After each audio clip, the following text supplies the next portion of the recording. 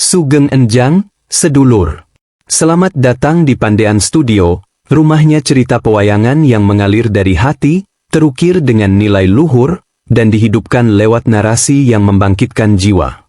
Di episode kali ini, kami menghadirkan kisah seorang ksatria yang tak pernah berbohong, seorang raja yang lebih takut pada dosa daripada pedang, dan seorang putra yang rela kehilangan segalanya demi kebenaran. Dialah Raden Puntadewa, sang penjelmaan Dharma. Jangan lupa tekan tombol like, subscribe, dan nyalakan lonceng notifikasi agar tidak ketinggalan kisah-kisah pewayangan yang syarat makna dari Pandean Studio. Selamat menyimak. Kisah Raden Puntadewa, dari bayi yang bertanya hingga raja yang menolak surga. Dikembangkan dalam 6 babak dramatis. Babak pertama, kelahiran sang penjaga kebenaran. Di sebuah malam yang sunyi di hutan Wirata, Dewi Kunti duduk termenung. Perasaannya bergejolak. Ia baru saja memanggil Dewa Dharma lewat mantra suci, bukan untuk meminta kekuasaan atau kekayaan, tapi untuk melanjutkan garis keturunan kebenaran. Dari cahaya keemasan yang menyatu dengan embun pagi, lahir seorang bayi laki-laki. Tapi ajaibnya, bayi itu tidak menangis. Ia membuka matanya yang teduh dan berkata, "Ibu, jika kebenaran harus menyakitkan, apakah ia tetap layak diucapkan?" Kunti terperangah. Bayi itu bukan sekadar anak, ia adalah Dewa Dharma yang menjelma.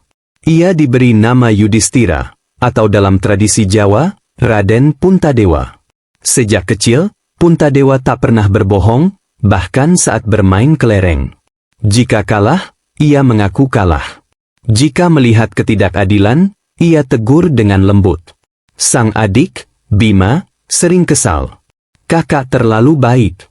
Dunia ini kejam, kau harus belajar marah." Tapi Puntadewa hanya tersenyum. Kemarahan tanpa kebenaran hanyalah api yang membakar diri sendiri.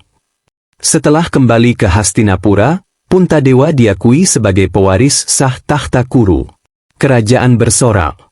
Namun di balik senyum Duryodhana, racun iri sedang direndam. Sangkuni, sang dalang licik, mengusulkan, "Mari adu nasib lewat dadu. Siapa menang, berhak atas tahta." Puntadewa tahu itu jebakan. Tapi sebagai ksatria, ia tak bisa menolak tantangan, apalagi jika sudah di depan saksi. Dengan berat hati, ia duduk di meja permainan. Dadu bergulir, dan nasib diatur. Satu persatu, Puntadewa kehilangan kerajaan, harta, bahkan kebebasan adik-adiknya.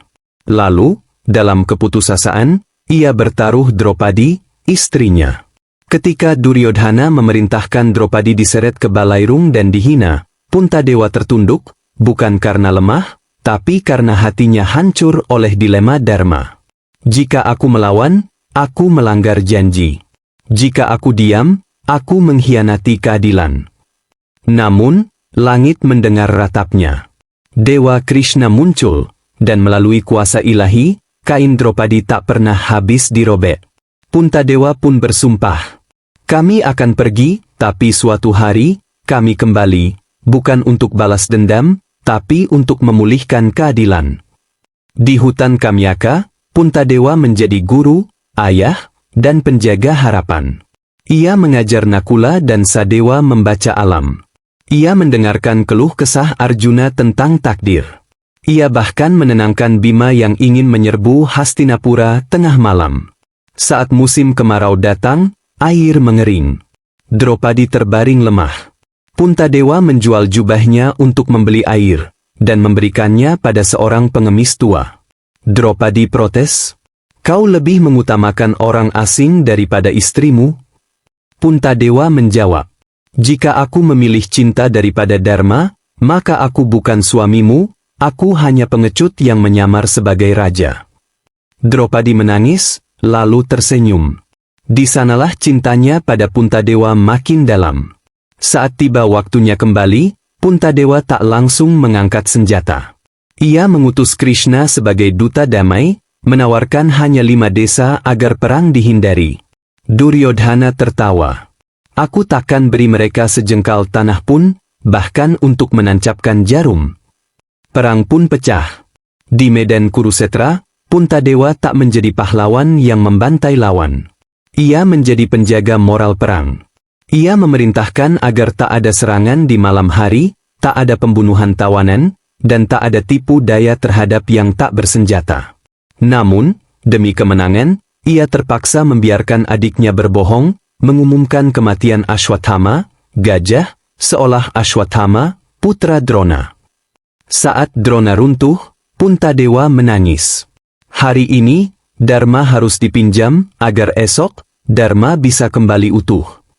Puntadewa naik takhta. Hastinapura makmur. Tapi matanya tak pernah benar-benar bersinar lagi. Ia melihat bayangan saudara yang gugur, rakyat yang kehilangan ayah, dan dosa yang tak terhapus meski perang usai. Suatu malam, ia bertanya pada Krishna, "Apakah keadilan yang kita perjuangkan, Guru, benar-benar layak dibayar dengan darah?" Krishna menjawab, "Kau tak perlu tahu jawabannya, Yudhistira. Kau hanya perlu terus berjalan di jalannya." Usia senja tiba. Puntadewa menyerahkan takhta pada Parikesit, putra Abimanyu. Bersama keempat adiknya dan Draupadi, ia memulai perjalanan suci ke Mahameru. Satu persatu, mereka jatuh, karena kesombongan, nafsu, atau kemelekatan. Hanya Puntadewa dan seekor anjing yang terus melangkah. Di puncak, Dewa Indra muncul di kereta emas. "Masuklah, Yudhistira. Surga menantimu. Tapi tinggalkan anjing itu. Ia najis." Puntadewa menatap anjing yang setia menemaninya sejak hutan. Lalu berkata, "Jika kesetiaan dianggap najis, maka surga ini tak pantas kumuli." Tiba-tiba, anjing itu berubah, menjadi cahaya keemasan. Itu adalah Dewa Dharma, ayahnya sendiri. "Kau lulus, anakku. Bukan karena kekuatanmu, tapi karena hatimu tak pernah goyah." Puntadewa pun naik, bukan ke surga, tapi ke keabadian Dharma itu sendiri. Raden Puntadewa mungkin tak pernah mengangkat gada seperti Bima, atau memanah seperti Arjuna. Tapi ia mengangkat sesuatu yang jauh lebih berat, tanggung jawab moral di tengah dunia yang penuh kebohongan.